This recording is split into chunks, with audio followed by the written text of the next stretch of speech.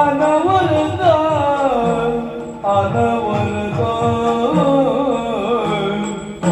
ಅರ್ಚಿಸಿ ಮೆಚ್ಚಿಸಿಯು ಹರಿ ಮೊದಲು ನಿಲ್ಲ ಅರ್ಚಿಸಿ ಮೆಚ್ಚಿಸಿ ಅರ್ಚಿಸಿ ಮೆಚ್ಚಿಸಿ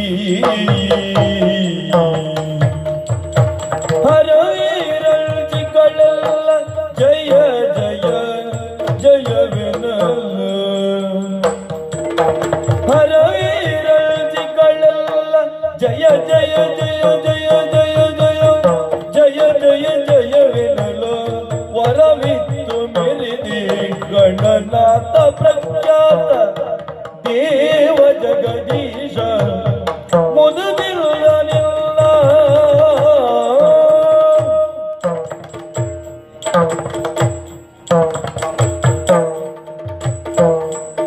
ಅರನಿಲ್ಲಯ ಮಹಿಮೆಯನ್ನು ಪೊಗಳಲಳವಲು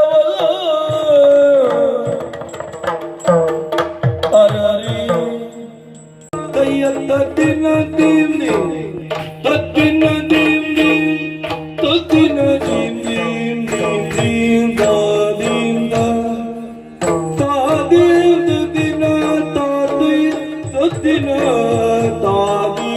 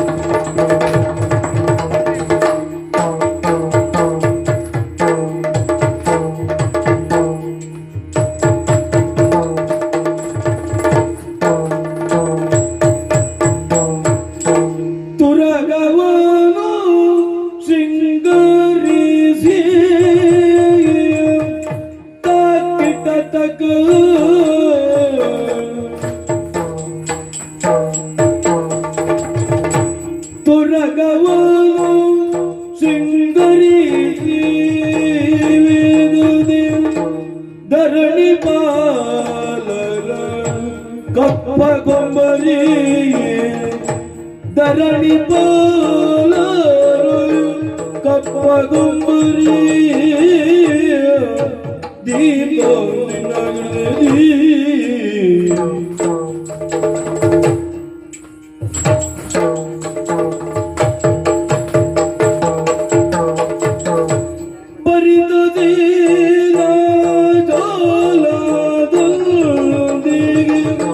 ಹೊರಡಿಸುತ್ತಲೀ ಬಲಿತಾ ಸೇನಾ ಜಾಲದೊಂದಿಗೆ ಹೊರಡಿಸುತ್ತಲೀ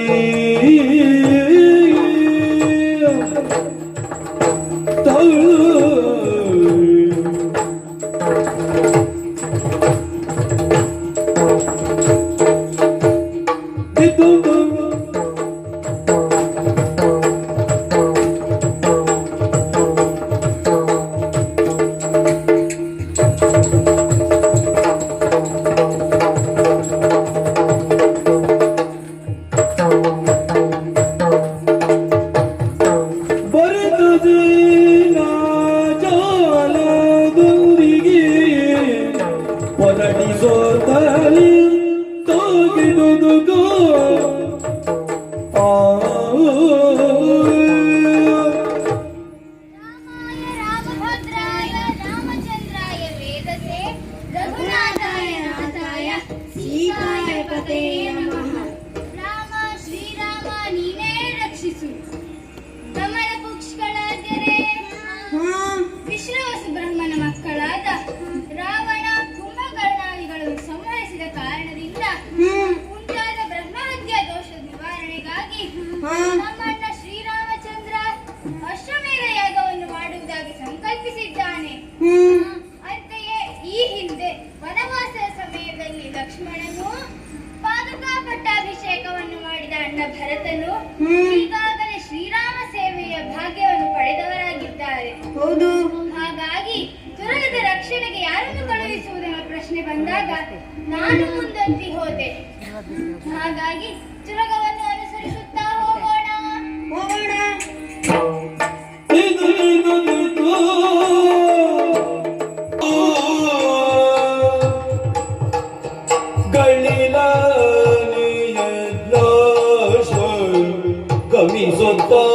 ಗಮಿಸುತ್ತಾನದಿಗಳು ಮುಳುಗಿ ಗೋಚರಿಸಿದಿರಿ ಯಜ್ಞಾಶ ಮುಳುಗಿ ಗೋಚರಿಸಿದಿರಿ ಒಲವರಿಯದೆ ಪುಷ್ಕಳಾದ್ಯರು ಬಿರುಗಿ ಕಳುವಳಿಸಲು ಮನದಿ.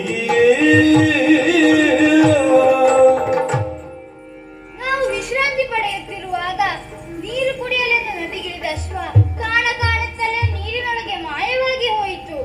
ಅದು ಎತ್ತ ಹೋಯಿತು. ಏನಾಯಿತು? ನಾವು ಈಗ ಮಾಡುವುದಾದರೂ ಏನು?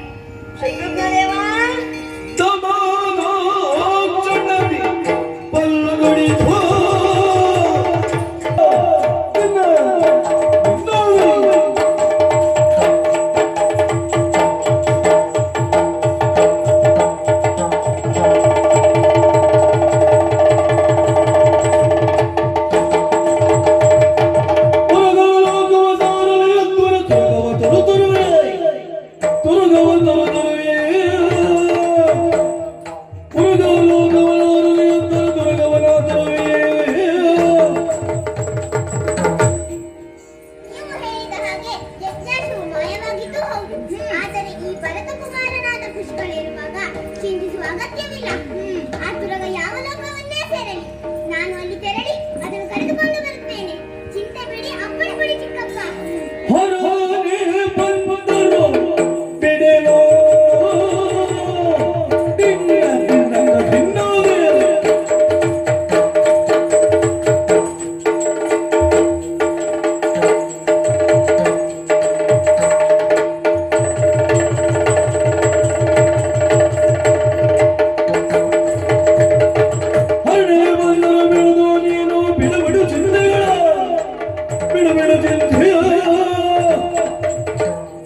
ಹರನೇ ಬಂದರು ಬಿಡುದು ಈಗಲೂ ಬಿಡು ಬಿಡು ಚಿಂತೆ.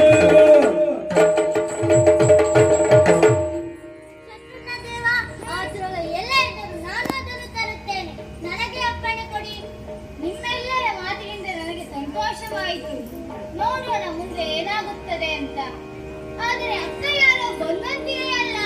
ವಾರಿಜಾಕ್ಷನ ದಿವ್ಯ ನಾಮೋಚಾರದೊಳಗ ವಾರಿಜಾಕ್ಷನ ದಿವ್ಯ ನಾಮೋಚಾರದೊಳಗ ನಾರದ ಮುನಿ ಬನೈತರಲೋ ಪೂರಿ ಭಕ್ತಿಯೊಳ ಅಭಿವಂದಿಸಿ ಪೂರಿ ಭಕ್ತಿಯೊಳ ಅಭಿವಂದಿಸಿ ಪಾದ್ಯೋಪಚಾರದಿ ಕೊಳ್ಳಿರಿಸಿ. ಸ್ವಾಮಿ ವಂದಿಸಿಕೊಂಡೆ. ತಮ್ಮ ಪಾದ ಪೂಜೆಯನ್ನು ಮಾಡಿದ್ದೇನೆ. ನಮ್ಮ ಈ ಸತ್ಕಾರವನ್ನು ದಯವಿಟ್ಟು ಸ್ವೀಕರಿಸಿ ಸ್ವಾಮಿ. ತಾವು ಕ್ಷೇಮವೇ? ಅಯ್ಯ, ಲೋಕ ಸಂಚಾರ ಮಾಡುವ ನನಗೆ ಯೋಗಕ್ಷೇಮವೇ. ಆದರೆ ನೀವು ಪರಮಾತ್ಮನೇಂದದ ತುರಗ ಬೆಂಬಲಕ್ಕಾಗಿ ಪರಮಾತ್ಮನೆನ್ನದ ಪಟರು ನೀವೈಸಿ ತೆರಳಿ ಜಲ್ಲಿಗೆ ಹಯ ಪೇಡಂಗೋ ನಾರದ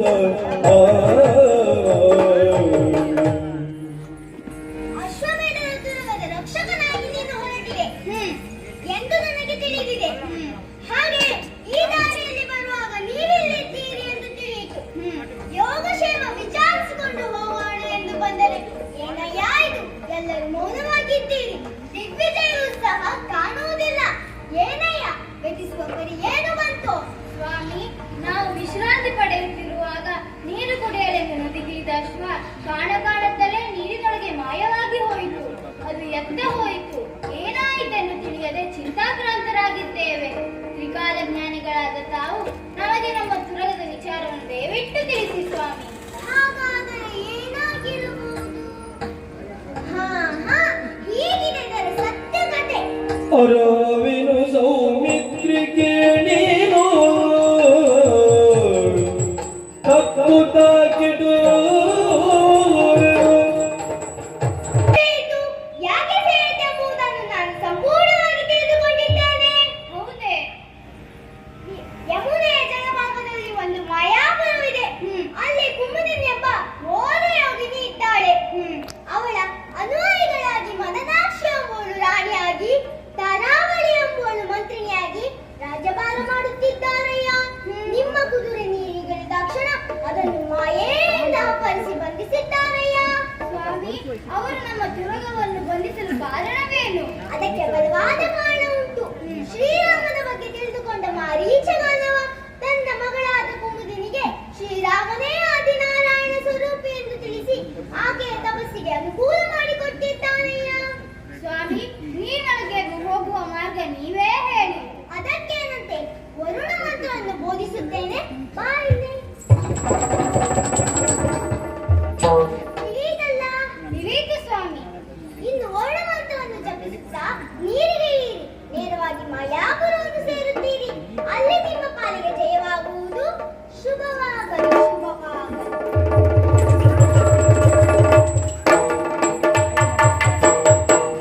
ನಾರದರು ನಮಗೆ ವರುಣ ಮಂತ್ರವನ್ನು ಬೋಧಿಸಿದ್ದಾರೆ. ಅದನ್ನು ಜಪಿಸುತ್ತಾ ಮಾಯಾಪುರಕ್ಕೆ ಹೋಗೋಣ.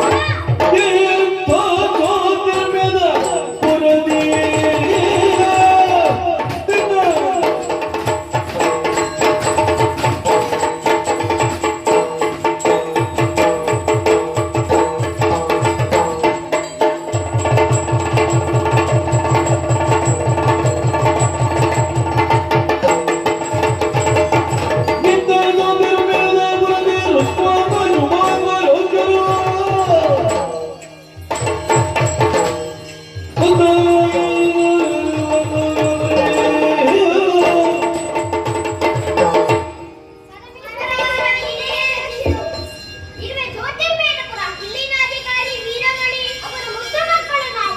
ನಮ್ಮನ್ನು ಮುದ್ದು ಮುದ್ದಾಗಿ ಸಾಕಿ ಸಲುಹಿದರು. ನಾನು ರುಕ್ಮಾಂಗ, ನಾನು ಶುಭಾಂಗ. ಸಕಾಲದಲ್ಲಿ ಯೋಗ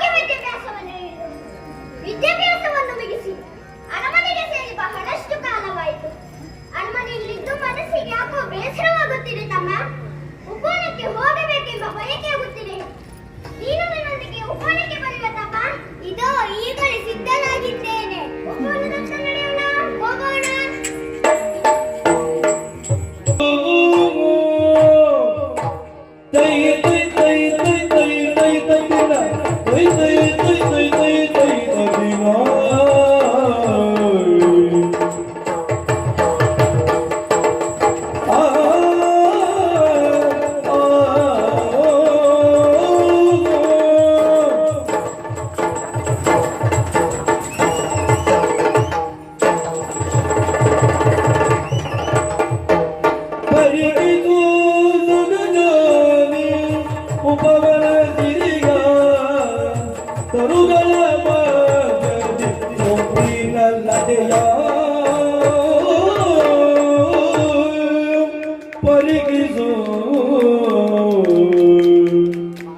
ನೋಡಿದೆಯಾ ತಮ್ಮ, ಎತ್ತರಕ್ಕೆ ಬೆಳೆದಿರುವ ಮರಗಳು, ಅವುಗಳಲ್ಲಿ ಹಬ್ಬಿ ನಿಂತ ಬಳ್ಳಿಗಳು, ಅದರ ಮೇಲೆ ಕೂತು ಹಾರುತ್ತಿರುವ ಪಕ್ಷಿಗಳು, ಅತ್ತಿತ್ತ ಚಿಗರೆಗಳು ನೋಡಿದರೆ ಎಷ್ಟು ಸಂತೋಷವಾಗುತ್ತದೆ. ಅಣ್ಣ, ಒಬ್ಬವನೋಡು ಒಂದು ಕುದುರೆಯೊಂದು ಕಾಣಿಸುತ್ತಿದೆಯಲ್ಲ? ಹೌದು ತಮ್ಮ, ಅದು ಸಾಮಾನ್ಯವಾದ ಕುದುರೆ ಅಲ್ಲ. ಓಹೋ, ಅದು ಆಭರಣಗಳಿಂದ ಅಲಂಕೃತವಾಗಿದೆ. ಅದರ ಹಣೆಯ ಮೇಲೆ ಪತ್ರವನ್ನು ಕಾಣಿಸುತ್ತಿದೆಯಲ್ಲ? ಆ ಕುದುರೆಯನ್ನು ಕೊಟ್ಟೋಣ, ವೇದವನ್ನು ಓದೋಣ.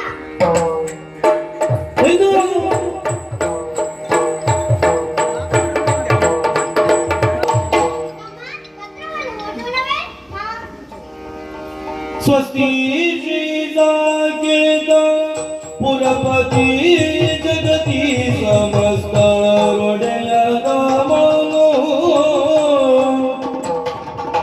ಉತ್ತಮಾಯ ವೇದವನ್ನು ಗೈವ ದೇವ ದೇವೋತ್ತಮ ತವಕದಲ್ಲಿ ಅರಸನಂತೆ ಶ್ರೀರಾಮ ಚಂದ್ರನಂತೆ ಬ್ರಹ್ಮ ಹತ್ಯ ದೋಷವಂತೆ ಪೂಜಿಸಿ ಬಿಟ್ಟ ಕುದುರೆಯಂತೆ ಅಶ್ವಮೇಧ ಯಾಗವಂತೆ ರಕ್ಷಣೆಗೆ ಬಂದವ ಶತ್ರುಘ್ನನಂತೆ ಬಲ ಉಳ್ಳವರ ಕಟ್ಟಿ ಕಾದಾಡಬೇಕಂತೆ ಬಲಹೀನರು ಕಪ್ಪ ಕಾಣಿಕೆ ನೀಡಿ ಶರಣಾಗಬೇಕಂತೆ ಆ ತಮ್ಮ ನಾವೇನು ಹೇಳಿಗಳಲ್ಲ ನಮ್ಮ ದೇವರಾದ ಪರಮೇಶ್ವರ ಕೃಪೆಯಿಂದ ಯುದ್ಧದಲ್ಲಿ ಗೆಲ್ಲುವ ಭರವಸೆ ನನ್ನಲ್ಲಿದೆ ತಲೆಯನ್ನು ಕಟ್ಟಿಕೊಂಡು ತಂದೆಗೆ ಈ ವಿಚಾರವನ್ನು ತಿಳಿಸೋಣ ಹೋಗೋಣ.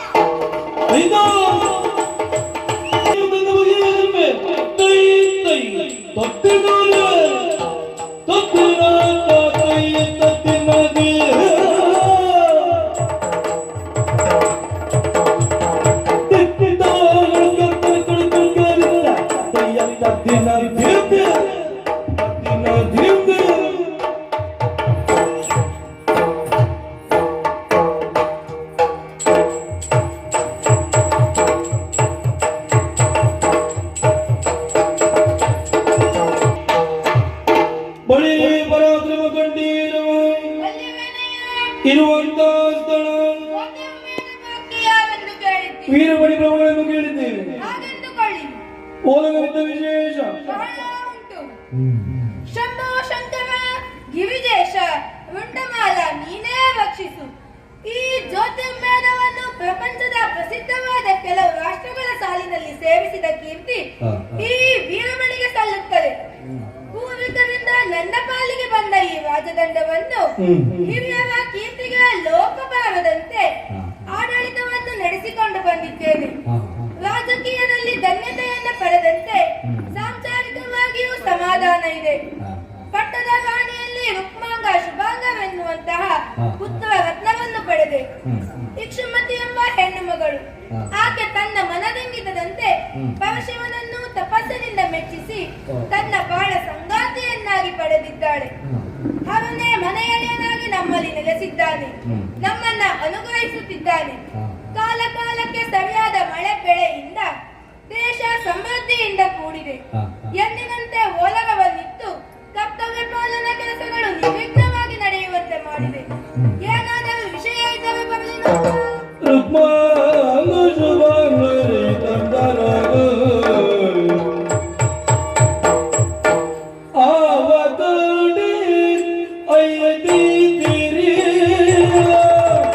ನಿಮ್ಮ ಅವಸರದ ಪ್ರವೇಶ, ಮುಖದಲ್ಲಿ ಕಾತವ, ನಿಮ್ಮ ಪ್ರವೇಶದ ರೀತಿ ಹಾವಭಾವ ನೋಡುತ್ತಿದ್ದರೆ ಪ್ರಜ್ವಲಿಸುತ್ತಿರುವ ಅಗ್ನಿಯಂತೆ ಕಾಣುತ್ತಿದೆ. ಏನಾಯಿತು? ಎಲ್ಲಿಗೆ ಹೋಗಿದ್ದೀರಿ? ಎಲ್ಲವನ್ನೂ ಹೇಳಿ. ಅನುದನೊಡನೆ ಉಪವನಗೆ ಹೋಗಿರಿ.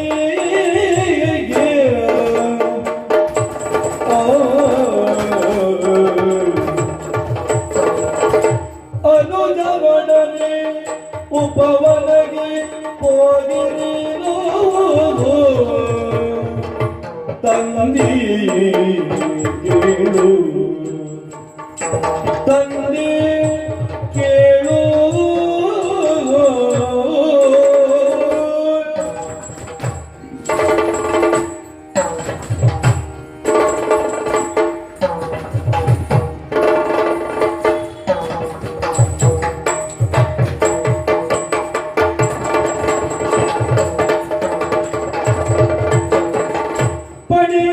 ಪಡೆಯುಳಿತನವಿದ್ದ ತುರಗುವೈತನಿತು ಪಡೆಯೊಳ್ಳೆ ತನವಿದ್ದ ತುರಗುವೈತನಿತು ತಂದಿ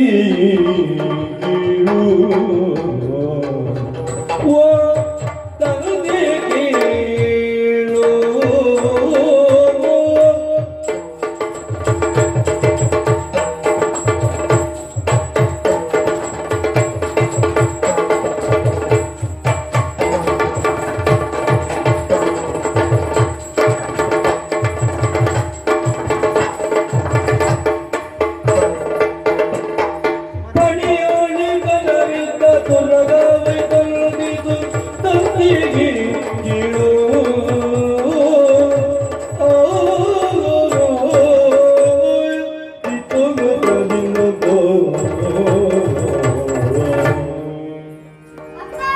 ಮಕ್ಕಳೇ, ಮನದ ಬೇಸರವನ್ನು ನೀಗಿಸಲು ಉಬ್ಬಳಕ್ಕೆ ಹೋದೆವಪ್ಪ. ಅಲ್ಲೊಂದು ವಿಶೇಷ ಏನು? ಕುದುರೆಯನ್ನು ಕಾಣಿಸುತ್ತಿತ್ತು. ಸಾಮಾನ್ಯವಾದ ಕುದುರೆ ಅಲ್ಲ, ಮತ್ತೆ ಆಭರಣಗಳಿಂದ ಅಲಂಕೃತವಾಗಿದೆ. ಅದರ ಹಣೆ ಮೇಲೆ ಪತ್ರವೊಂದಿತ್ತು. ಅದು ಹೀಗಿತ್ತು: ಹೇಗೆ? ಅಯೋಧ್ಯೆಯ ಅರಸನಂತೆ, ಶ್ರೀರಾಮಚಂದ್ರನಂತೆ, ಬ್ರಹ್ಮ ಹತ್ಯ ದೋಷವಂತೆ, ಅಶ್ವಮೇಧ ಯಾಗವಂತೆ, ಪೂಜಿಸಿ ಬಿಟ್ಟ ಕುದುರೆಯಂತೆ, ರಕ್ಷಣೆಗೆ ಬಂದವ ಶತ್ರುಘ್ನಂತೆ, ಬಲ ಉಳ್ಳವರು ಕಟ್ಟಿ ಕಾದಾಡಬೇಕಂತೆ, ಬಲಹೀನರು ಕಪ್ಪಗಳಿಗೆ ನೀಡಿ ಶರಣಾಗಬೇಕಂತೆ. ನೀವೇನು ಮಾಡಿದ್ರಿ? ನಾವು ಕುದುರೆಯನ್ನು ಕಟ್ಟಿದ್ದೇವೆ, ಆ ಪತ್ರವನ್ನು ತಂದಿದ್ದೇವೆ. ಬಳಿವೆ ಶಾಬಾಷ್. ಕಂದಬಾಪುರಿ ನಿಲ್ಲನು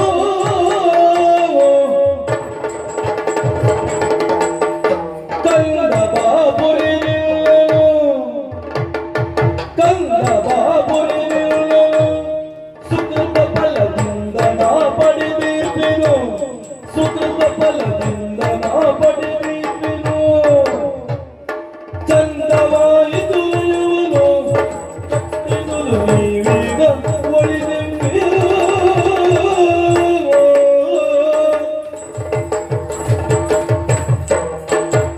ಮಕ್ಕಳೇ, ಅಪ್ಪ, ನಿಮ್ಮನ್ನು ಪಡೆದಂತಹ ನಾನು ಜೀವನದಲ್ಲಿ ಧನ್ಯತೆಯನ್ನ ಪಡೆದೆ. ಹೌದು, ಪೂರ್ವ ಜನ್ಮದ ಸುಕೃತ ಫಲವೆಂದೇ ಭಾವಿಸುತ್ತೇನೆ. ಹಾಗೆಂದುಕೊಳ್ಳಿ. ಇಂದು ನೀವು ಮಾಡಿದ ಕೆಲಸಕ್ಕೆ ನಿಮಗೆ ಬಳಿವೆ ಬಾಪುರ ಎನ್ನಬೇಕು. ಹೌದು, ಯಾಕಷ್ಟೇ ಮಾನವನಾಗಿ ಹುಟ್ಟಿದ ರಾಮನು ದೇವರು ಅಂತಾದ್ರೆ ಅವನನ್ನೇ ಮನೆಯಲ್ಲಿಯನನ್ನಾಗಿ ಇಟ್ಟುಕೊಂಡ ನಾವು ಧೀಮಂತರು. ಹೌದು. ಕರಲಿಯ ಶತ್ರುಘ್ನ ಅವನೆಷ್ಟು, ಅವನ ಶಕ್ತಿ ಎಷ್ಟು ಅಂತ ನೋಡೋಣ. ನಡೆಯೋಣ ಮಕ್ಕಳೇ. ಆಂಜನೇಯ, ನೀನೊಬ್ಬ ನಮ್ಮ ಸೇನೆಯಲ್ಲಿ ಬುದ್ಧಿವಂತನು ಅನುಭವಿಯೂ ಆಗಿದ್ದೀಯ. ಹಾಗಾಗಿ ನೀನೊಂದು ಕೆಲಸ ಮಾಡಬೇಕು. ಏನು ಕೆಲಸ?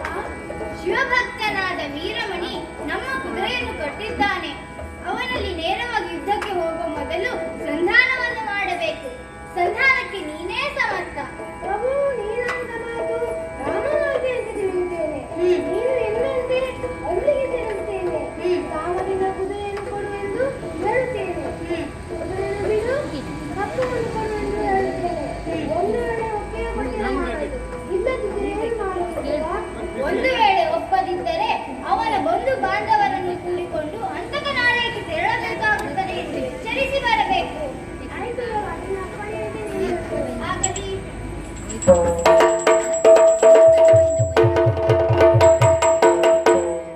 ಇನ್ನು ತಡ ಮಾಡುವುದಲ್ಲ, ವೀರಮಣಿಯ ಕರೆತರುತ್ತೇನೆ. ಆಯ್ತು. ಬೇಡ, ನೀವೆಲ್ಲಂತೆ ಸಂಧಾನಕ್ಕೆ ಸಕಲ ಪ್ರಯತ್ನವನ್ನು ಮಾಡಿದೆ. ಆದರೆ ನನ್ನ ಬುದ್ಧಿಯ ಮಾತುಗಳಿಗೆ ಆತ ಒಪ್ಪಲಿಲ್ಲ. ಯುದ್ಧಕ್ಕೆ ಸಿದ್ಧನಾಗುತ್ತಾ ಇದ್ದಾನೆ. ಹಾಗಾದರೆ ತಡ ಮಾಡುವುದಲ್ಲ, ಸೀದಾ ನೇರವಾಗಿ ಯುದ್ಧಕ್ಕೆ ನಡೆಯೋಣ. ಹೋಗೋಣ.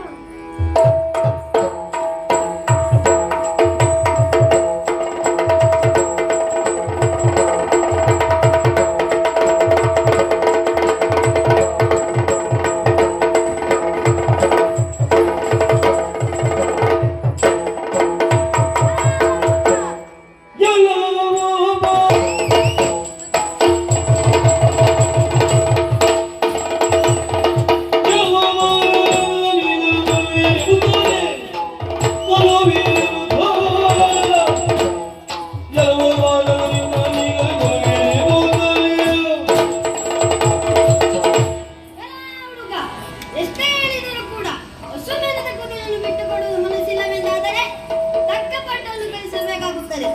ಎಚ್ಚರ! ನಾನು ಕುದುರೆಯನ್ನು ಬಿಡಿಸುವುದೇ ಇಲ್ಲ. ಹಾಗಾದ್ರೆ ಯುದ್ಧಕ್ಕೆ ಮುಂದಾಗು.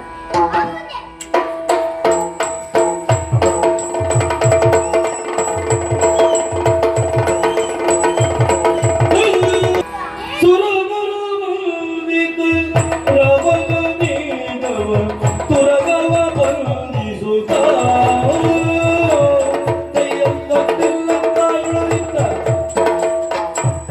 ಕಡೆಯ ಮುರಿದು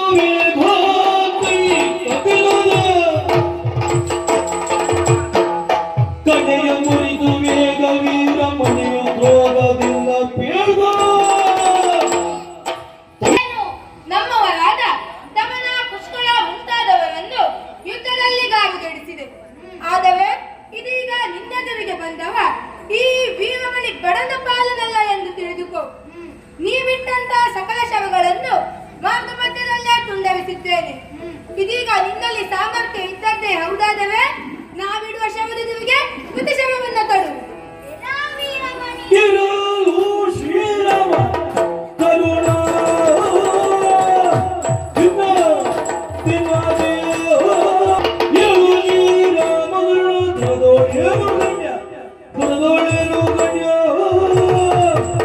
ನಿನ್ನ ನಡುವೆ ನಡುವೆ ನೀವು ಪರಿಚಯಿಸಿದ್ದು ಎಲಾ ವೀರಮಣಿ ಪುಷ್ಕಳನನ್ನು ಗೆದ್ದ ಮಾತ್ರಕ್ಕೆ ಹೆಮ್ಮೆ ಪಡಬೇಡ.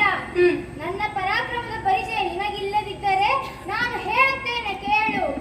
ಈ ಹಿಂದೆ ಲವಣಾಸುರನೆಂಬ ರಕ್ಕಸನನ್ನು ಕೊಂದು ಲವಣಾರಿ ಎಂಬ ಬಿರುದನ್ನು ಪಡೆದದ್ದಲ್ಲದೆ ರಕ್ಕಸರನ್ನು ಕೊಂದ ಶತ್ರುಘ್ನ ನಾನು. ಶ್ರೀರಾಮಾನುಗ್ರಹ ನನ್ನ ಮೇಲೆ ಸಂಪೂರ್ಣ ಇದೆ. ಹಾಗಾಗಿ ನೀನು ನನ್ನ ಮುಂದೆ ಎಷ್ಟರವ? ಶ್ರೀರಾಮಚಂದ್ರ ದೇವರ ಯಜ್ಞಾಶವನ್ನು ಬಂಧಿಸುವ ಧೈರ್ಯ ಸತ್ಯಲೋಕದ ಬ್ರಹ್ಮನಿಗೂ ಇಲ್ಲ, ಕೈಲಾಸದ ರುದ್ರನಿಗೂ ಇಲ್ಲ. ಬರಿದ ನೀನು ಶಿವಭಕ್ತನೆಂಬ ಹೆಮ್ಮೆಯಿಂದ ವಿರೋಧ ಕಟ್ಟಿಕೊಂಡು ಕೆಟ್ಟು ಹೋಗಬೇಡ. ಕುದುರೆಯನ್ನು ಬಿಡು, ಕಪ್ಪವನ್ನು ಕೊಡು, ಇಲ್ಲದಿದ್ದರೆ ಯುದ್ಧಕ್ಕೆ ಬಾ ಮುಂದೆ. ಅಲ್ಲ, ಯೋಗಿನಿ ದತ್ತವಾದ ಶಕ್ತಿಯುತವನ್ನೇ ಪ್ರಯೋಗಿಸುತ್ತೇನೆ.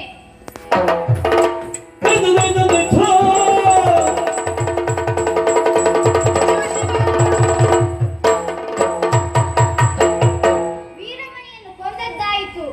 ಇನ್ನು ಮುಂದೆ ಯಾರು ಬರುತ್ತಾರೆ ನೋಡುತ್ತೇನೆ.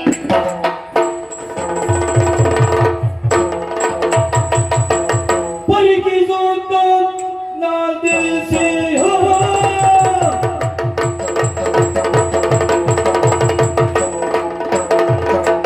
ಪರಿಕಿಸುತ್ತ ನಾದಿಸಿಯ ಪುರವರ ಒಬ್ಬ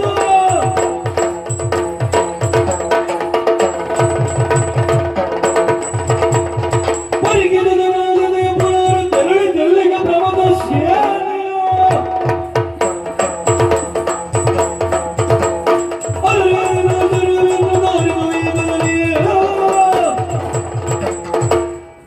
ಇದೇನು ಆಶ್ಚರ್ಯ! ಶಿವಸೇನೆಗೂ ರಾಮಸೇನೆಗೂ ಯುದ್ಧ ನಡೆಯುತ್ತಾ ಉಂಟು. ಪರಿಣಾಮವಾಗಿ ನನ್ನ ಮಾವನಾದಂತಹ ವೀರಮಣಿಯೇ ಶತ್ರುಘ್ನನ ಶರಹತಿಗೆ ದುರದಲ್ಲಿ ಮರಣ ಹೊಂದಿದ್ದಾನೆ. ಮನೆಯ ಅಳಿಯನಾಗಿ ನಾನಿರುವಾಗ ಇಂತಹ ಅನಾಹುತಗಳಾದರೆ ಸುಮ್ಮನೆ ಉಳಿಯುವಂತಿಲ್ಲ ಎಂದು ಪ್ರಮಥ ಸೇನೆಗಳನ್ನೆಲ್ಲ ಕಳುಹಿಸಿಕೊಟ್ಟೆ.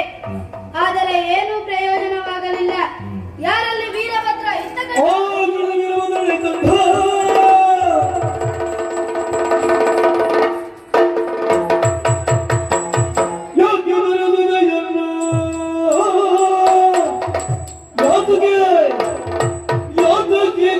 ತಂದೆ ಅವಸರದಿಂದ ಮಗನೇ ವೀರಭದ್ರ ಎಂಬುದಾಗಿ ನನ್ನನ್ನು ಕರೆದ ಕಾರಣವೇನು?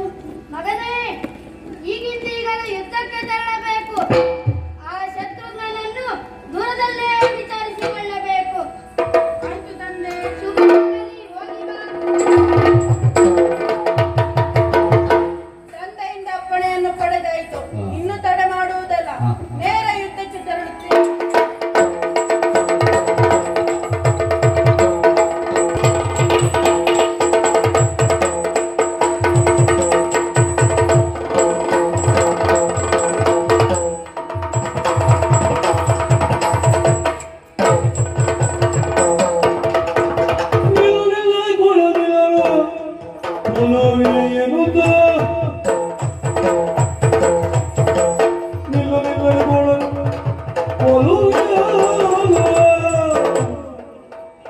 ಎಲ್ಲ ಶತ್ರುಘ್ನ, ಹರಣಗಣಗಳನ್ನೆಲ್ಲ ರಣದಲ್ಲಿ ಹಿಮ್ಮಟ್ಟಿಸಿದ್ದೇನೆ ಎಂದು ಬೀಗ ಬೇಡ. ಈಗ ಬಂದವ ಹರಣ ಜಟೆಯಿಂದ ಹುಟ್ಟಿದವ ವೀರಭದ್ರ. ಆ ದಕ್ಷಿಣ ಯಜ್ಞವನ್ನೇ ನಾಶ ಮಾಡಿದವ. ಅಷ್ಟೇ ಅಲ್ಲ, ಆ ದಕ್ಷಿಣ ಶಿರವನ್ನೇ ಕತ್ತರಿಸಿದವ. ಕೇವಲ ಮನುಜ ಮಾತ್ರನಾದ ನಿನ್ನನ್ನು ಕ್ಷಣ ಮಾತ್ರದಂದು ಕೊಂದು ಕಳೆಯುತ್ತೇನೆ. ಒಳ್ಳೆ ಮಾತಿನಲ್ಲಿ ಶರಣಾಗು. ಬಂದವನು ವೀರಭದ್ರನಲ್ಲವಾ? ನಾನೇನು ಹೆದರುತ್ತೇನೆ ಎಂದು ಭಾವಿಸಬೇಡ. ಬಾ ಮುಂದೆ.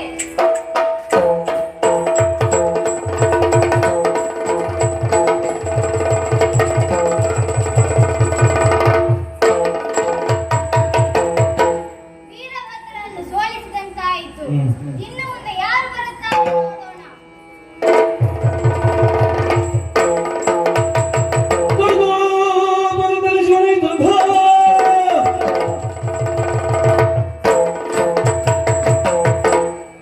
ಯುದ್ಧಕ್ಕೆ ತೆರಳಿದಂತಹ ವೀರಭದ್ರನು ಕಂಗೆಟ್ಟಿದ್ದಾನೆ. ಇನ್ನು ತಡ ಮಾಡುವುದು ಸರಿಯಲ್ಲ. ನಾನೇ ಯುದ್ಧರಂಗಕ್ಕೆ ತೆರಳುತ್ತೇನೆ. ಹೋಗುವ ಬಗೆ ಹೇಗೆ? ಪ್ರಸವವನ್ನು ಏರಿದ್ದೇನೆ, ತ್ರಿಶೂಲವನ್ನು ಧರಿಸಿದ್ದೇನೆ, ಚಂದ್ರಚೂಡನಾಗಿದ್ದೇನೆ, ಭಾಗೀರಥಿ ಧರನೆನಿಸಿಕೊಂಡಿದ್ದೇನೆ. ಇನ್ನು ತಡ ಮಾಡುವುದು ಸರಿಯಲ್ಲ. ಯುದ್ಧರಂಗಕ್ಕೆ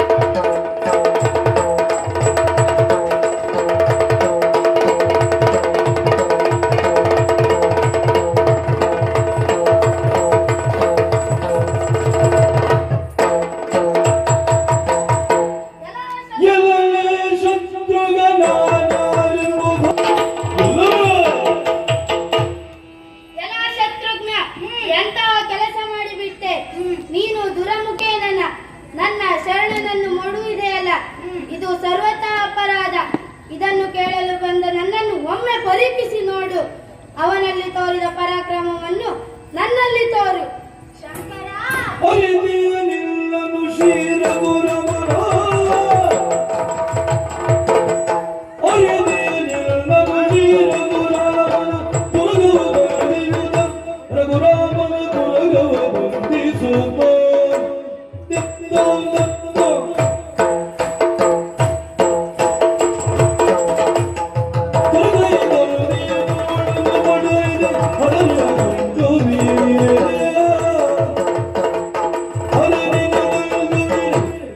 ಶಂಕರ, ನೀನು ಯಾರು ಏನು ಎಂಬುದರ ಸಂಪೂರ್ಣ ಅರಿವು ನನಗಿದೆ. ಶ್ರೀರಾಮಚಂದ್ರನ ಯಜ್ಞಾಶ್ವವನ್ನು ಬಂಧಿಸಿ ಪುಣ್ಯ ಕಾರ್ಯವೊಂದಕ್ಕೆ ತಡೆಯೊಡ್ಡುವ ಧೂರ್ತತನವನ್ನು ನಿನ್ನ ಮಾವನಾದ ವೀರಮಣಿ ತೋರಿದ್ದರಿಂದ ಅವನನ್ನು ರಣಕ್ಷೇತ್ರದಲ್ಲಿ, ಜೊತೆಗೆ ಯುದ್ಧಕ್ಕೆ ಬಂದ ನಿನ್ನ ಕಿಂಕರರನ್ನೆಲ್ಲ ಶ್ರೀರಾಮ ಭಕ್ತನೆನಿಸಿಕೊಂಡ ಆಂಜನೇಯ ತನ್ನ ವಜ್ರಮುಷ್ಟಿಯಿಂದ ಬಡಿದು ಕೈಲಾಸ ಕಟ್ಟಿದ. ಈಗ ನೀನು ಅವರ ಪಕ್ಷಪಾತಿಯಾಗಿ ಬಂದರೂ ನಾನೇನು ಹೆದರುವುದಿಲ್ಲ. ನೀನು ಕೂಡ ಕೈಲಾಸಕ್ಕೆ ಓಡಬೇಕಾದೀತು. ಎಚ್ಚರ. ಈ ವಿಷಯವನ್ನು ಮೊದಲೇ ನನ್ನಲ್ಲಿ ಹೇಳಿದ್ದರೆ ವೀರಮಣಿಯಲ್ಲಿ ನಿನ್ನ ಕಾಳಗ ಘಟಿಸುತ್ತಲೇ ಇರಲಿಲ್ಲವಲ್ಲ. ಈಗ ಕಾಲ ಮಿಂಚಿ ಹೋಗಿದೆ. ಮಾಡಿದ ಈ ತಪ್ಪಿಗೆ ನೀನು ಅನುಭವಿಸಲೇಬೇಕು. ಯುದ್ಧಕ್ಕೆ ಸಿದ್ಧನಾಗು. ಬಾ ಮುಂದೆ, ಬಾ ಮುಂದೆ.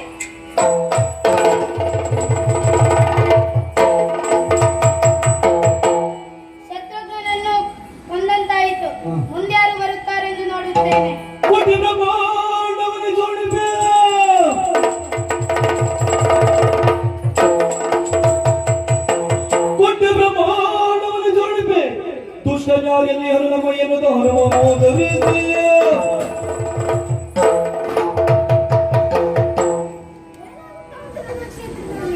ನಮ್ಮವನಾದ ಶತ್ರುಘ್ನನನ್ನು ಯುದ್ಧದಲ್ಲಿ ಕೊಂದು ಕೇಳಿದ್ದಾನೆ. ಯಾರದು? ಯಾರೇ ಆಗಲಿ ನನಗೆ ಲೆಕ್ಕದಲ್ಲ. ನಮ್ಮ ರಾಮದೇವರ ತಮ್ಮನಾದ ಶತ್ರುಘ್ನನನ್ನು ಯುದ್ಧದಲ್ಲಿ ಕೊಂದು ಈಶಾನ್ಯವನ್ನು ಸುಮ್ಮನೆ ಬಿಡುವುದಿಲ್ಲ. ರಾಮಭಾರ ಪೂರೈಸುವುದಕ್ಕೆ ಅಡ್ಡಿಯಾದಂತ ಈ ಬ್ರಹ್ಮಾಂಡವನ್ನೇ ಯಾರು ತಡೆಯುತ್ತಾರೆ ನೋಡ. ಕುಟ್ಟಿ ಪುಡಿ ಮಾಡುವುದು ಮಾತ್ರವಲ್ಲ, ನಮ್ಮ ಶತ್ರುನನ್ನು ಕೆಡೆಯಿದ ಆಯುಷ ಎಲ್ಲಿದ್ದಾನೆ? ಓ ಓ ಇಲ್ಲೇ ಇದ್ದಾನಲ್ಲ.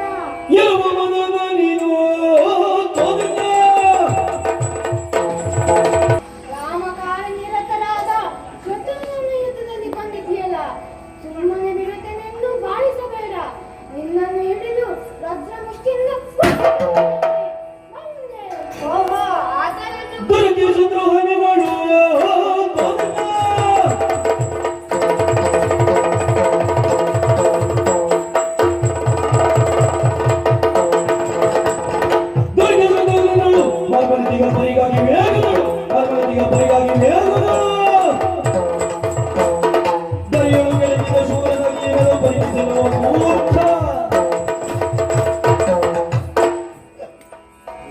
ಶತ್ರುಘ್ನನು ಮಹಾ ಅಪರಾಧ ಎಸಗಿದ್ದಾನೆ. ನನ್ನ ಭಕ್ತನಾದ ಮಾವನಾದ ವೀರಮಣಿಯನ್ನು ಕೊಂದದ್ದಲ್ಲದೆ ಅದನ್ನು ವಿಚಾರಿಸಲು ಹೋದ ನನ್ನೊಡನೆಯೂ ಉದ್ದಟತನದಿಂದ ವರ್ತಿಸಿದ್ದಾನೆ. ಅದಕ್ಕಾಗಿ ಅವನಿಗೆ ತಕ್ಕ ಶಾಸ್ತಿ ಮಾಡಿದ್ದೇನೆ. ಅವನ ಪರವಾಗಿ ನೀನೂ ಬಂದರೂ ನಾನೇನು ಸುಮ್ಮನಿರುವವ ಅಲ್ಲ. ಬಾ ಮುಂದೆ.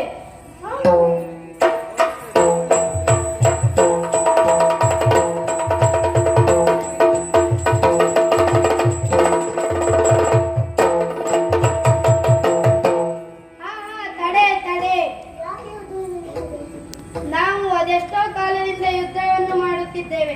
ಸೋಲು ಗೆಲುವಿನ ನಿರ್ಣಯವಾಗಲೇ ಇಲ್ಲ.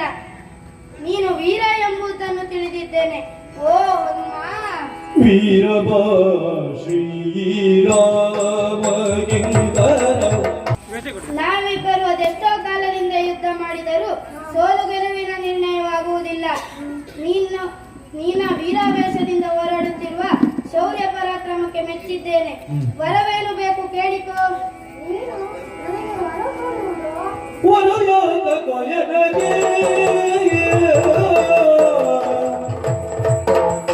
ವರವ್ಯಾದ ಕೊಯನಗೆ ರಾಮನ ಗುರುನಾಮದೊಳಗೆ ರಾಮನ ಗುರುನಾರಸದೊಳಗೆ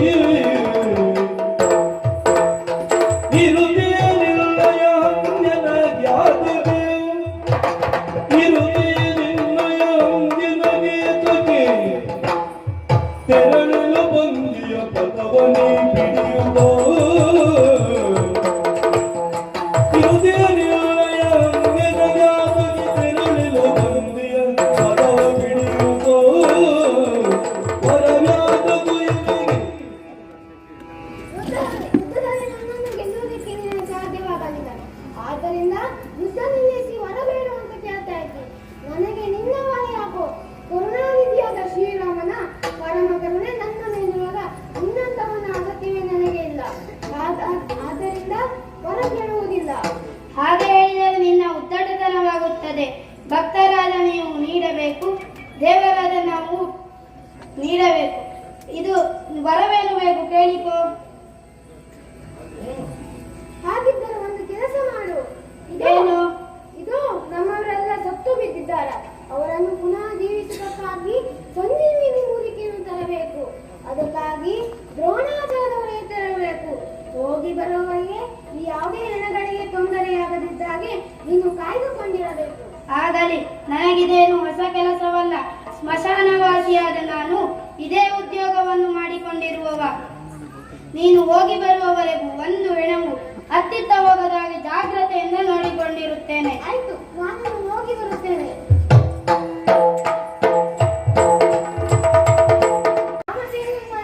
ಬದುಕಿಸ್ತಾ ಇದ್ದೇನೆ. ಇತ್ತ ಕಡೆಯಲ್ಲಿ ಶಿವಸೇನೆಯವರು ಇದ್ದಾರೆ, ಅವರನ್ನು ಕೂಡ ಬದುಕಿಸು. ಆ ಕೆಲಸ ನಾ ಮಾಡುವುದಿಲ್ಲ. ನಮ್ಮವನ್ನು ಮಾತ್ರ ಬದುಕಿಸುತ್ತೇನೆ. ಯಾಕಯ್ಯ ಹೀಗೆ ಭೇದ ಭಾವ ಮಾಡ್ತೀಯಾ? ಶಿವನಲ್ಲಿಯೂ ರಾಮನಲ್ಲಿಯೂ ಯಾವುದೇ ಭೇದವಿಲ್ಲ. ಇವರನ್ನು ಕೂಡ ಎಬ್ಬಿಸು. ನೀನು ಹೇಳಿದ ಹಾಗೆ ಮಾಡಿದರೆ ಪುನಃ ಯುದ್ಧ ಆರಂಭವಾಗುತ್ತದೆ. ಇಲ್ಲ ಇಲ್ಲ, ಹಾಗೆ ಆಗಲು ನಾನು ಬಿಡುವುದೇ ಇಲ್ಲ. ಯಾಕಂದರೆ ನಿನ್ನವನಾದ ಶತ್ರುಘ್ನ ಪ್ರಯೋಗಿಸಿದ ಶರ ರಾಮಧ್ಯಾನದಲ್ಲಿ ನಿರತಳಾದಂತ ಯೋಗಿನಿ ಕೊಟ್ಟಂತ ಶರ. ಬೀಳುವಾಗ ಶಿವಭಕ್ತರು, ಹೇಳುವಾಗ ರಾಮಭಕ್ತರು. ಯುದ್ಧದ ಪ್ರಶ್ನೆಯೇ ಇಲ್ಲ. ಎಬ್ಬಿಸಬಹುದಿತ್ತು, ನೀನು ಹೇಳಿದ್ದರಿಂದ ಎಬ್ಬಿಸುವುದಿಲ್ಲ. ಮತ್ತೆ ಯಾರು ಹೇಳಬೇಕು? ಶ್ರೀರಾಮಚಂದ್ರ ಹೇಳಿದರೆ ಮಾತ್ರ ಮಾಡುತ್ತೇನೆ. ರಾಮನು ಅಲ್ಲಿದ್ದಾನಲ್ಲ. ಏನು ಮಾಡುವುದೀಗ? ನೀನು ರಾಮ ಧ್ಯಾನ ಮಾಡು. ಹೇಗೆ? ನೀನು ಧ್ಯಾನ ಮಾಡಿದರೆ ರಾಮನು ಬರುತ್ತಾನೆ. ರಾಮ ಧ್ಯಾನ ಮಾಡು.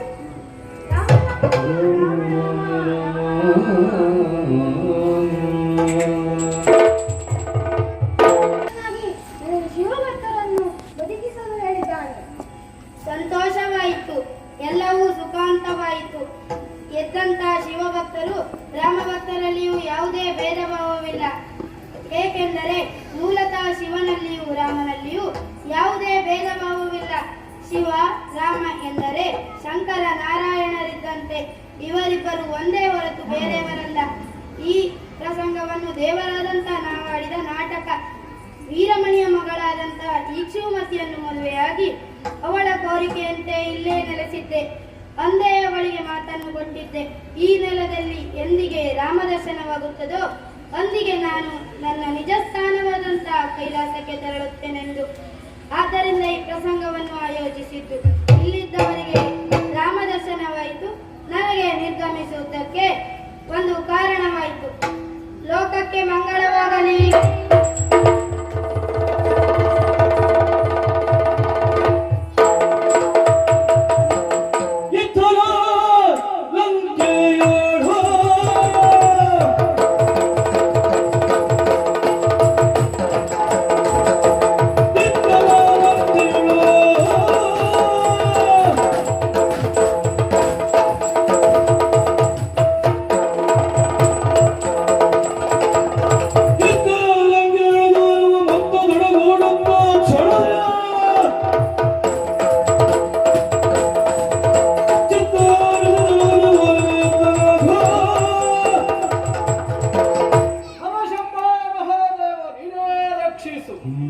ಎತ್ತ ತಂದೆ ತಾಯಿಗಳ ದುಃಖವನ್ನು ಮರೆಸದ ಅವರ ಸುಖ ಕಷ್ಟಕ್ಕೆ ಒದಗಿ ಬಾರದ ಸುತ್ತರಿದ್ದೇನು ಪ್ರಯೋಜನ.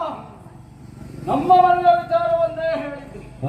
ತಾಯಿಯವರು ಮುಸುಕ ಹಾಕಿ ಮನೆಯ ಮೂಲೆಯಲ್ಲಿ ಮಲಗಿರುವಂತಹ ಈ ಕಾಲದಲ್ಲಿಯೂ ನನ್ನ ಒತ್ತಿಗೆ ಹುಟ್ಟಿಕೊಂಡವರಿಗೆ ಆ ಕುರಿತಾಗಿ ಯಾವುದಾದರೂ ಯೋಚನೆ ಉಂಟೋ, ಅಲ್ಲ ಕುರಿತಾಗಿ ಯಾವುದಾದರೂ ಚಿಂತೆ ಉಂಟೋ ಅಂತ ನನ್ನ ತಮ್ಮನೊಬ್ಬನಿದ್ದಾನೆ. ಮಡಿಕೆಯಂತಹ ಕಿವಿ ಹೊಂದಿರುವವ, ಹೆಸರು ಒಳ್ಳೆಯದು ಕೊಟ್ಟಿದ್ದಾರೆ ಕುಂಭಕರ್ಣ ಎಂಬ ಹಾಗೆ.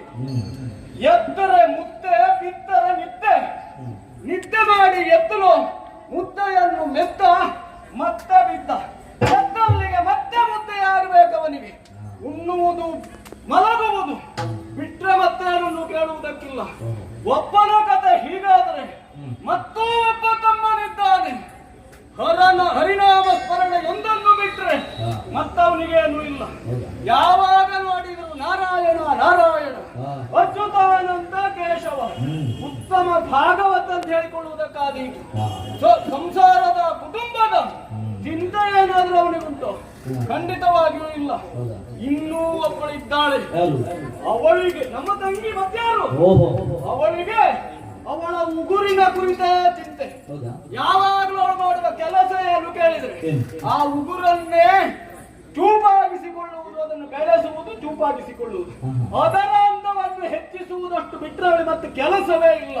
ಶೂರ್ಪನಖೆ ಅಂತ ಅನ್ನಿಸಿಕೊಂಡವಳು. ಮುಖ ನೋಡಿದ್ರೆ ಭೂತ ಬೇತಾಳಗಳನ್ನು ಮತ್ತೆ ನೋಡಬೇಕಾದ ಅವಶ್ಯಕತೆ ಇಲ್ಲ. ಆದ್ರೂ ಕೂಡ ಅವಳಿಗೆ ಉಗುರಿನ ವ್ಯಾಮೋಹ ಅದು ಕಡಿಮೆ ಆಗುವುದಿಲ್ಲ. ಅದರ ಚಿಂತೆಯಲ್ಲಿಯೇ ಕಾಲ ಕಳೆಯುತ್ತಾ ದಿನ ದೂಡುತ್ತಾ ಇದ್ದಾಳವಳು.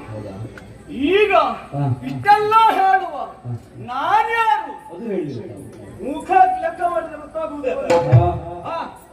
ದಶವದನ ಅಂತ ಕರೆಯಲ್ಪಡುವಂತವನು, ದಶಗ್ರೀವ ಅಂತ ಕರೆಸಿಕೊಳ್ಳಲ್ಪಡುವವನು, ದಶಕಂಠ ಅಂತಲೂ ಹೇಳ್ತಾ ಇದ್ದಾರೆ. ನಮ್ಮಪ್ಪ ಯಾರು? ಸಾಮಾನ್ಯನಲ್ಲ. ಬ್ರಹ್ಮ ತನ್ನ ಸೃಷ್ಟಿ ಕಾರ್ಯಕ್ಕೆ ಸಹಕಾರಿಯಾಗುವ ಹಾಗೆ ಉಪಬ್ರಹ್ಮರನ್ನು ಸೃಷ್ಟಿಸಿದ, ಜೊತೆಯಲ್ಲಿ ಸಪ್ತ ಋಷಿಗಳನ್ನು ಸೃಷ್ಟಿಸಿದ. ಆ ಸಪ್ತ ಋಷಿಗಳಲ್ಲಿ ಓರ್ವ ಪುಲಚ್ಛ ಬ್ರಹ್ಮ, ಅವನ ಮಗ ಒಬ್ಬ ಮುನಿ ವಿಶ್ರವಸು, ಅವನ ಮಕ್ಕಳು ನಾವು. ತಂದೆ ಬ್ರಾಹ್ಮಣ, ಆದರೆ ತಾಯಿಯರು ಮಾಲಿ ಸುಮಾಲಿ ಮಾಲ್ಯವಂತ. ಅವರಲ್ಲಿ ಸುಮಾಲಿಯ ಕುವರಿಯಾಗಿರುವಂತಹ ಕೈಕಸ ನಮ್ಮಮ್ಮ. ದ್ರಾವಿಡ ಸಂಪ್ರದಾಯವನ್ನು ಒಪ್ಪಿಕೊಂಡವರು ನಾವು, ಒಪ್ಪಿಕೊಂಡವರು. ಆದ್ದರಿಂದ ನಮಗೆ ಕ್ಷೇತ್ರ ನ್ಯಾಯ, ಬೀಜ ನ್ಯಾಯವಲ್ಲ ಕ್ಷೇತ್ರ ನ್ಯಾಯವೇ, ಅಂದರೆ ತಾಯಿಯ ಕುಲವೇ. ಆದ್ದರಿಂದ ಇವನದು ರಕ್ಕಸ ಕುಲವೇ. ನಾ ರಕ್ಕಸ ಕುಲ ತಿಲಕ ಅಂತ ಅನ್ನಿಸಿಕೊಂಡಿದ್ದೇನೆ. ಏನು ಮಾಡೋಣ ಹೇಳಿ? ಒಂದು ಕಾಲಕ್ಕೆ ಕಪಟಿಯಾದ ಆ ಕರಿವರ್ಣದವನಾದ ಆ ಹರಿ ನಮ್ಮವರನ್ನೆಲ್ಲ ನಮ್ಮ ಮೂಲ ಸ್ಥಾನವಾದಂತಹ ಲಂಕಾನಗರಿಯಿಂದ ಹೊಡೆದೋಡಿಸಿದ. ಅವನೊಂದಿಗಿನ ಕಾಳಗದಲ್ಲಿ ನಮ್ಮ ಕುಲದ ಹಿರಿಯರನೇಕರು ಪ್ರಾಣತ್ಯಾಗ ಮಾಡಿದರು. ನಮ್ಮಜ್ಜ ಸುಮಾಲಿ ಜೀವ ಉಳಿಸಿಕೊಳ್ಳುವುದಕ್ಕಾಗಿ ಪಾತಾಳವನ್ನ ಸೇರಿಕೊಂಡ. ಆದರೆ ಚಿಂತೆ ಮಾಡುವುದು ತಪ್ಪಿಲ್ಲ ಆತನಿಗೆ. ಯಾಕೆ ಅಂದ್ರೆ ಯಾವ ಲಂಕಾ ನಗರಿಯಲ್ಲಿ ವೈಭವದಿಂದ ಜೀವನ ನಡೆಸುತ್ತಿದ್ದೆವು, ಅಂತಹ ಲಂಕಾ ನಗರಿಯನ್ನು ನಮ್ಮಪ್ಪನ ಹೆಂಡತಿಯ ಮಗನಾದ ಅಂದ್ರೆ ವಿಶ್ರವಸುವಿನ ಮತ್ತಾರ್ವಳು ಹೆಂಡತಿ ದೇವವರ್ಣಿ ಎಂಬಾಕೆ, ಆಕೆಯ ಮಗ ವೈಶ್ರವಣನೆಂಬಾತ, ಕುಬೇರನೆಂಬಂತಹ ಇನ್ನೊಂದು ಹೆಸರಾತನಿಗೆ. ಆತ ಲಂಕಾನಗರಿಯನ್ನು ತನ್ನ ವಶವಾಗಿಸಿಕೊಂಡು ಅಲ್ಲಿ ಆಡಳಿತ ನಡೆಸಿಕೊಂಡ. ನಮ್ಮದನ್ನು ಮತ್ತೊಬ್ಬರು ಬಲಾತ್ಕಾರವಾಗಿ ಅಪಹರಿಸಿಕೊಂಡು ಅಲ್ಲಿ ವೈಭವೋಪೇತವಾದ ಜೀವನವನ್ನು ಸಾಗಿಸ್ತಾರೆ ಅಂತಾದರೆ ಅದನ್ನು ಕಂಡವನ ಕರುಳು ಕತ್ತರಿಸಿದ ಹಾಗಾಗುವುದಿಲ್ಲ. ನಮ್ಮ ಹಿರಿಯರಿಗಾದದ್ದೇ. ಆ ಕಾಲಕ್ಕೆ ನಮ್ಮಮ್ಮನನ್ನ ಕರೆದು ನಮ್ಮ ಅಜ್ಜ ಸುಮಾಲಿ ಹೇಳಿದರು, ಅದ ವೈಭವದಿಂದ ಕಾಲ ಕಳೀತಾ ಇದ್ದಾರಲ್ಲ ಆ ಕುಬೇರ ವಿಶ್ರವಸು ಎಂಬ ಮುನಿಯ ಮಗನಾತ, ಅವನನ್ನೇ ನೀನು ಸೇವೆಗೈದು ಅವನನ್ನ ಮೆಚ್ಚಿಸಿ ಅವನಿಂದ ಸಂತಾನವನ್ನು ಪಡೆದು ಆ ಮೂಲಕ ಆ ಕುಬೇರನನ್ನು ಮೀರಿಸುವ ಸುತರಿಗೆ ಮಾತೆಯಾಗಬೇಕು ನೀನು ಎಂಬ ಹಾಗೆ. ನಮ್ಮ ಅಮ್ಮ ಪಾಪ ಪ್ರಾಯ ಪ್ರಬುದ್ಧಳಾಗಿದ್ದವಳು, ಯಾವುದೋ ರಕ್ಕಸಾಧಿಪನನ್ನ ಮದುವೆಯಾಗಿ ಸುಖ ದಾಂಪತ್ಯವನ್ನ ನಡೆಸಬೇಕಾಗಿದ್ದವಳು. ಅಂತಹ ಕಾಲದಲ್ಲಿ ತನ್ನ ಸ್ವ ಸುಖವನ್ನ ತ್ಯಾಗ ಮಾಡಿ ರಕ್ಕಸ ಕುಲವನ್ನು ಉದ್ಧರಿಸುವುದಕ್ಕೆ ಬೇಕಾಗಿ ಅಜ್ಜ ಸುಮಾರಿ ಹೇಳಿದ ಪ್ರಕಾರವಾಗಿ ತನ್ನ ಆ ವೈವಾಹಿಕ ಜೀವನದ ಕೆಲಸನ್ನೇ ನುಚ್ಚುನೂರಾಗಿಸಿ ವಿಶ್ರವಸುವಿನ ಆಶ್ರಮಕ್ಕೆ ತೆರಳಿ ಅವರನ್ನು ಬಗೆ ಬಗೆಯಲ್ಲಿ ಸೇವಿಸಿ ನಾವು 4 ಮಕ್ಕಳನ್ನು ಪಡೆದಳು. ಆಶ್ರಮದಲ್ಲಿ ಋಷಿಕುಮಾರರಾಗಿ ಬೆಳೆಯುತ್ತಿದ್ದಂತಹ ನಮ್ಮನ್ನ ನಮ್ಮ ನಡೆನುಡಿಗಳನ್ನ ಕಂಡು ಕುಪಿತರಾದಂತಹ ವಿಶ್ರವಸು ಹೊರಕ್ಕೆ ನೂಕಿದ. ಆ ಬಳಿಕ ಮತ್ತೆ ಕಷ್ಟ ಆರಂಭವಾಯಿತು ನೋಡಿ. ನಮ್ಮಮ್ಮ ಕೈಕಸಾದೇವಿ ತೃಪ್ತಿಗೆಡಲಿಲ್ಲ. ಹರಿದ ಸೀರೆಯನ್ನೇ ಮುರಿದ ಮರದ ಕೊಂಬಿಗೆ ಕಟ್ಟಿ ತೊಟ್ಟಿಲನ್ನಾಗಿಸಿ ನಮ್ಮ 4ರನ್ನು ಬೆಳೆಸಿದಳು. ಆಗ ಒಂದು ದಿವಸ ಅವಳ ತೊಡೆಯ ಮೇಲಿದ್ದಂತಹ ಆಕಾರಕ್ಕೆ ಅದ ಆಕಾಶದಲ್ಲಿ ಕುಬೇರ ಪುಷ್ಪಕ ವಿಮಾನವನ್ನ ಏರಿಕೊಂಡು ಅಟ್ಟಹಾಸದಿಂದ ಮುಂದುವರಿಯುತ್ತಿರುವುದನ್ನು ಕಂಡಾಗ, ಮಗ ಅವನೇರಿದ ಎತ್ತರಕ್ಕಿಂತ ನೀನೇರಬೇಕು ಎಂಬ ಹಾಗೆ ನನಗೆ ಆಗಾಲಕ್ಕೆ ಹಾಲುಗಲ್ಲದ ಹಸುಳೆಯಾಗಿದ್ದಂತಹ ನನಗೆ ಉಪದೇಶ ಮಾಡಿದಳು. ಮಾತೆಯ ಮಾತನ್ನು ಸತ್ಯವಾಗಿಸಿಕೊಳ್ಳುವುದಕ್ಕೆ ಬೇಕಾಗಿ ಬುದ್ಧಿ ಬೆಳೆದ ಕಾಲಕ್ಕೆ ತೆರಳಿದ ಕಾರಣಕ್ಕೆ ವಾಣಿವರನನ್ನ ಕುರಿತು ತಪಸ್ಸನ್ನಾಚರಿಸಿದೆ. ಪ್ರತ್ಯಕ್ಷನಾದ ಆತನಲ್ಲಿ ವರವನ್ನು ಕೇಳಿದೆ. ಅಮಾನುಷೇನ ಅವಧ್ಯತ್ವಂ, ಮನುಷ್ಯರಲ್ಲದವರಿಂದಲೇ ವರಣ ಬರಬೇಕು. ವರಣ ಬರುವುದಿದ್ದರೆ ಒಂದು ರೀತಿಯಲ್ಲಿ ಅಮರತ್ವಕ್ಕೆ ಸಮನಾದ ವರವನ್ನು ಪಡೆದ ಹಾಗಾಯಿತು. ಅಲ್ಲಿಂದಲೇ ಆರಂಭವಾಯಿತು ನೋಡಿ ನಮ್ಮ ಚೈತ್ರ ಯಾತ್ರೆ. ಈ ದಶಕಗಳಲ್ಲಿ ಕಂಡ ಮಂಡಲಾಧಿಪರ ಮಂಡೆಯನ್ನೆಲ್ಲರಣ ಮಂಡಲದಲ್ಲಿ ಚೆಂಡಾಡುವುದರ ಮುಖೇನ ಈ ದಶಕಂಠನೇನು, ಬಾಹುಗಳ ಪ್ರಾಣವೇನು, ದಶಶಿರ ಅಲ್ಲ 20 ತೋಳುಗಳ ಬಾಹು ವಿಕ್ರಮವೇನು ಎನ್ನುವುದನ್ನೆಲ್ಲ ಪ್ರಪಂಚ ಮುಖಕ್ಕೆ ಪ್ರಕಟಪಡಿಸಿದೆ. ಬಲಾತ್ಕಾರದಿಂದಲೇ ನಮ್ಮದೇ ಒಂದು ಕಾಲದಲ್ಲಿ ನಮ್ಮದೇ ಆಗಿದ್ದಂತಹ ಈ ಲಂಕೆಯನ್ನ ಮರುವಶಪಡಿಸಿಕೊಂಡೆ. ಮಾತ್ರ ಅಲ್ಲ, ಆತನ ಬಳಿ ಇರುವಂತಹ ಪುಷ್ಪಕ ವಿಮಾನವು ನಮ್ಮದಾಗಿ ಹೋಯಿತು. ಆ ಬಳಿಕ ನಾವು ಬಲಿದ ಈ ದೈತ್ಯ ಸಾಮ್ರಾಜ್ಯ ಚತುರ್ದಶ ಭುವನ ದಲ್ಲಣನೆನ್ನಿಸಿಕೊಳ್ಳುವುದಕ್ಕೆ ಕಾರಣವಾಯಿತು. ಅಂದು ಮರದ ಗೆಲ್ಲಿಗೆ ಬಟ್ಟೆಯ ತೊಟ್ಟಿಲನ್ನ ಕಟ್ಟಿ ತೂಗುತ್ತಿದ್ದಂತಹ ನಮ್ಮ ಲಂಕೆಯಲ್ಲಿ ಇಂದು ಬೆಳ್ಳಿಯ ಸರಪಳಿ, ಬಂಗಾರದ ತೊಟ್ಟಿಲು, ಉಣ್ಣುವುದಕ್ಕೆ ಬೆಳ್ಳಿಯ ಬಟ್ಟಲು ಶ್ರೀಲಂಕೆಯನ್ನಾಗಿಸಿದ್ದೇನೆ. ಈ ಲಂಕೆ ಸ್ವರ್ಣ ಲಂಕೆಯಾಗಿ ಇಂದೀಗ ಗಂಗೊಳಿಸುತ್ತಿದೆ. ಹಾಗಾದರೆ ಒಂದು ಹಂತಕ್ಕೆ ಬೇಕಾದುದೇನೋ ಅದನ್ನೆಲ್ಲವನ್ನು ಸಾಧಿಸಿದ ಹಾಗಾಯಿತು. ಆದರೂ ಚಿಂತೆ ಮುಗಿಯಲಿಲ್ಲ. ಗೋಲಕವನ್ನು ಕೊಟ್ಟಂತಹ ಕಾಲಕ್ಕೆ ಚರಣೋರ್ವ ಬಂದಾಡಿದ. ಮಾತೆ ದುಃಖಿತಳಾಗಿದ್ದಾಳೆ. ವಿಚಾರ ಏನು ಎಂಬುದನ್ನು ತಿಳಿಯುವುದಕ್ಕಾಗಿ ಅಮ್ಮನೆಡೆಗೆ ಸಾರಿದೆ. ಅವಳಾಡಿದಂತಹ ಮಾತು, ಮಗನೇ, ನಾನು ನಿಷ್ಠೆಯಿಂದ ಶ್ರದ್ಧೆಯಿಂದ ಭಕ್ತಿಯಿಂದ ಕೈಯುವಂತಹ ಶಿವಪೂಜೆಗೆ ಇಂದು ಭಂಗ ಉಂಟಾಯಿತು. ಸಮುದ್ರದ ತೀರದಲ್ಲಿ ಮಾಡಲ ಲಿಂಗವನ್ನ ಗೈದು ಪೂಜಿಸುವಂತಹ ಆ ಕಾಲಕ್ಕೆ ಸಮುದ್ರದ ಹೆಜ್ಜರಗಳು ಬಂದು ನಾ ರಚಿಸಿದಂತಹ ಲಿಂಗವನ್ನೇ ಭಂಗಗೈದು ಬಿಟ್ಟೆವು. ಪೂಜೆ ಮಾಡುವುದಕ್ಕೆ ಸಾಧ್ಯವಾಯಿತು. ಅಂತ ಆಡಿದಳು.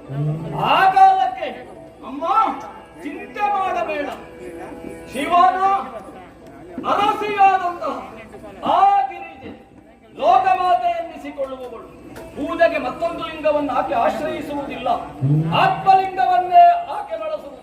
ಆತ್ಮಲಿಂಗಕ್ಕೆ ಪೂಜೆಯನ್ನು ಸಾಧಿಸುವುದು. ಲೋಕಮುಖದಲ್ಲಿ ಪ್ರಖ್ಯಾತಿ ಹೊಂದಿದಂತಹ ಈ 20 ತೋಳುಗಳ 10 ತಲೆಗಳ ರಾವಣನ ಮಾತೆಯಾಗಿ ನೀನು ಅದೇ ಆತ್ಮಲಿಂಗವನ್ನ ಪಡೆಯುತ್ತೇನೆ ಎಂಬ ಹಾಗೆ ಅವಳಿಗೆ ಭರವಸೆಯನ್ನ ಇತ್ತೆ. ನಂಬಲಿಲ್ಲಲ್ಲ ಅವಳು. ಅಷ್ಟು ಸುಲಭದಲ್ಲೆಲ್ಲ ಸಿಕ್ಕುವುದಿಲ್ಲ ಮಗು ಆತ್ಮಲಿಂಗ, ಪಡೆಯುವುದು ಸುಲಭ ಸಾಧ್ಯವಲ್ಲ ಅಂತ ಆಡಿದಾಗ ಪೌರುಷದ ಮಾತುಗಳನ್ನು ಆಡಿದೆ. ಜನನಿ ಕೇಳು, ನಾ ನೆನೆದ ಕಾರ್ಯವ ಮಾಡದಿದ್ದರೆ ನಿನಗೆ ಸುತನಲ್ಲ, ಮಾತ್ರವಲ್ಲ ಆ ಹರನ ಭಕ್ತನಲ್ಲ ಎಂಬ ಹಾಗೆ ಪೌರುಷದ ವಾಕ್ಯಗಳ ಮೂಲಕ ಅವಳನ್ನ ಸಮಾಧಾನ ಪಡಿಸಿದೆ. ಆದರೊಂದೆಚ್ಚರಿಕೆಯ ಮಾತನಾಡಿದಳು.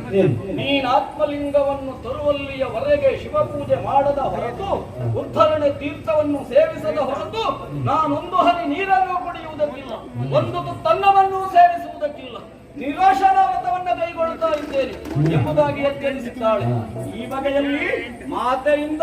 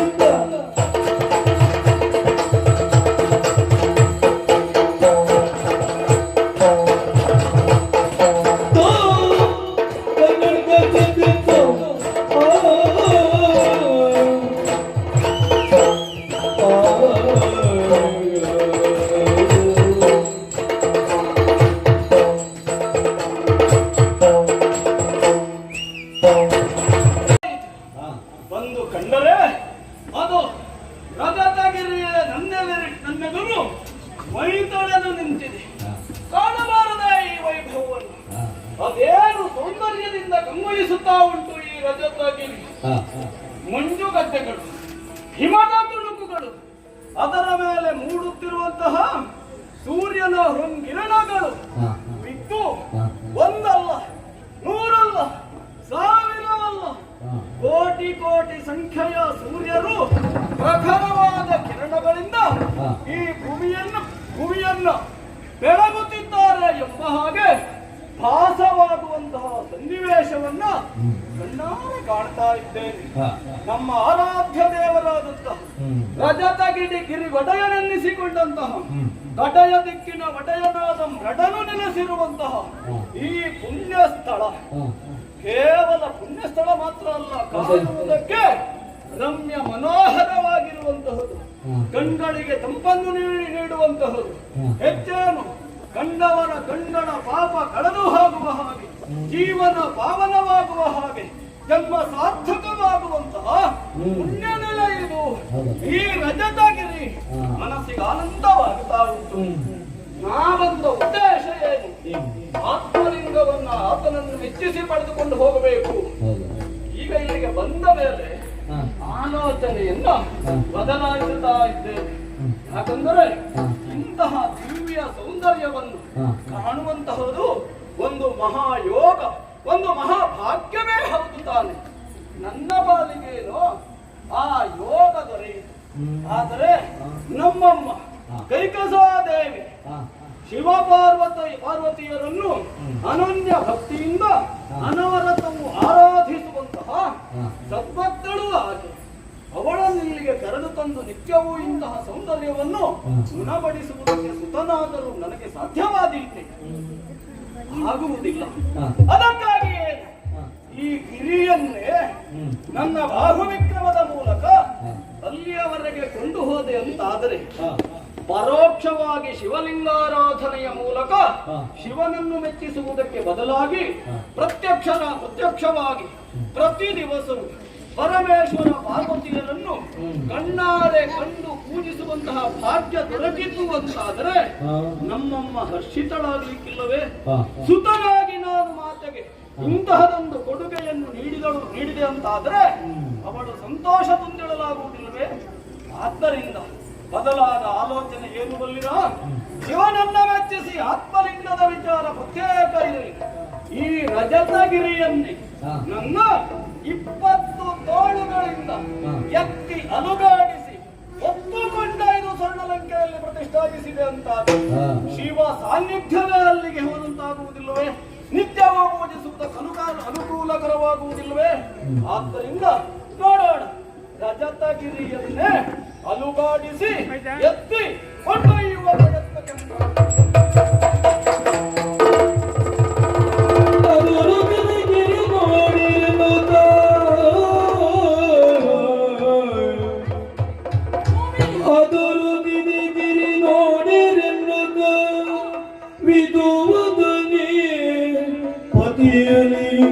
ಹೇಳಿದಳು.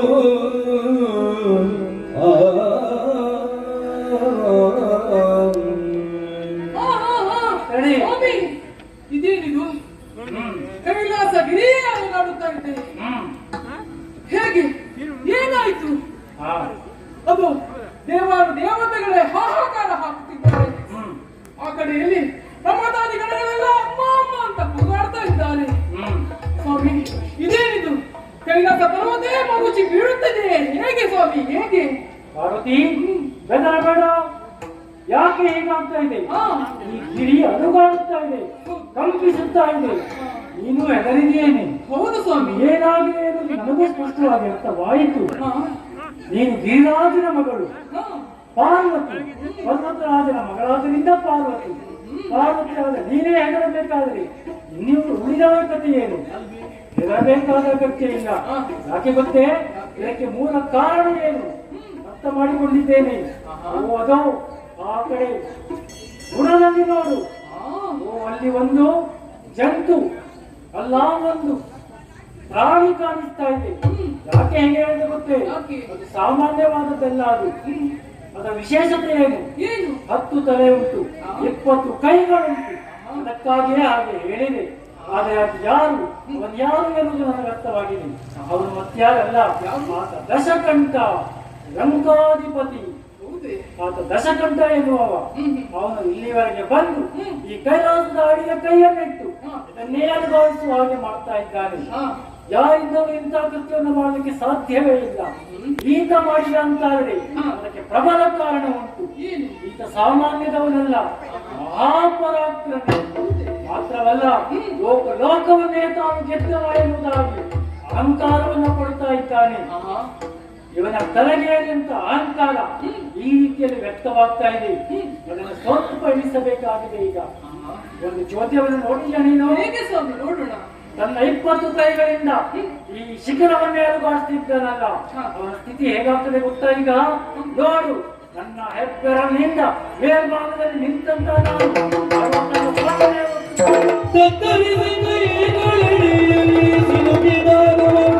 ಪ್ರತಿಮಾಯಿ ಬಿಡುವಂತದಿ ಹತ್ತು ಕರೆದವು ಶಿವನೇ ಹರನೇ ಗಂಗಾಧರನೇ. ಹತ್ತು ಕರೆದ ಶಿವನೇ ಹರನೇ ಗಂಗಾಧರನೇ ಕೃತ್ಯವ ಕ್ಷಮಿಸೋ. ನಾಮಾಡಿದ ಕೃತ್ಯವ ಕ್ಷಮಿಸೋ. ಏನನ್ನ ಮಾಡಬೇಕೆಂದು ಬಂದವರು ಇದೇನಾಗಿ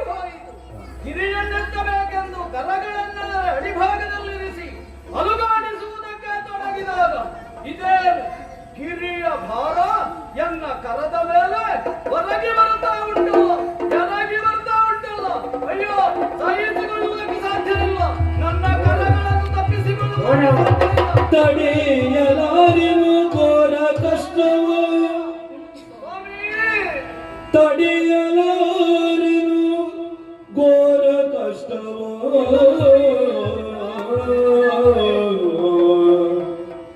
ಎನ್ನ ಒಡೆಯ ನಿಲ್ಲದು ಪಂಚ ಪ್ರಾಣವ.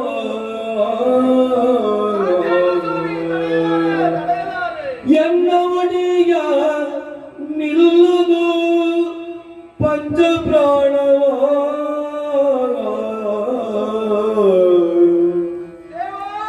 ಕಡು ಕ್ರೂರ ದನಗಳ ಬಿಡು ಈಶಾ,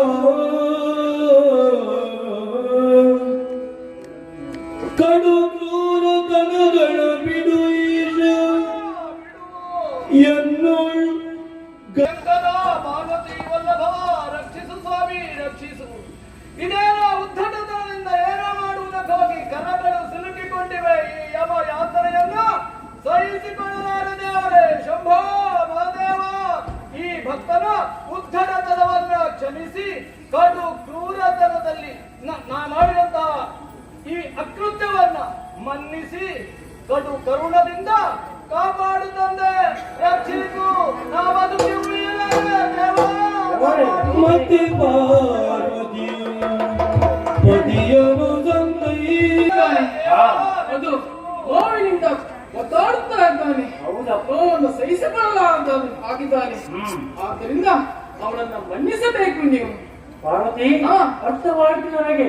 ಈತ ಕಷ್ಟಪಡ್ತಾ ಇದ್ದಾನೆ. ಈಗ ಯಾಕೆ ಮಾಡಿದೆ ಗೊತ್ತೇ? ಆತನಲ್ಲಿ ಅಹಂಕಾರ ಅಡಗಿದೆ. ಅಹಂಕಾರ ಮನುಷ್ಯನಿಗೆ ಅಲಂಕಾರವಂತೆ, ಆದರೆ ಇದು ಅತಿಯಾಗಿದೆ. ಇದು ದುರಹಂಕಾರಕ್ಕೆ ತಲುಪಿದೆ. ದುರಹಂಕಾರವನ್ನು ಇಳಿಸಲುತ್ತದ ಈ ರೀತಿ ಮಾಡಿದವ ನಾನು. ಏನೇ ಆಗಲಿ, ಆತ ನನ್ನ ಪರಮ ಭಕ್ತ ಎನ್ನುವುದರಲ್ಲಿ ಎರಡು ಮಾತಿಲ್ಲ. ನಾನು ಕೂಡ ಭಕ್ತರನ್ನ ಮನ್ನಿಸುವವ, ಕರುಣಾಕರನೇ ಆಗಿದ್ದೇನೆ. ನಿನ್ನ ಮಾತನ್ನು ನಾನು ಮಾನಿಸ್ತೇನೆ.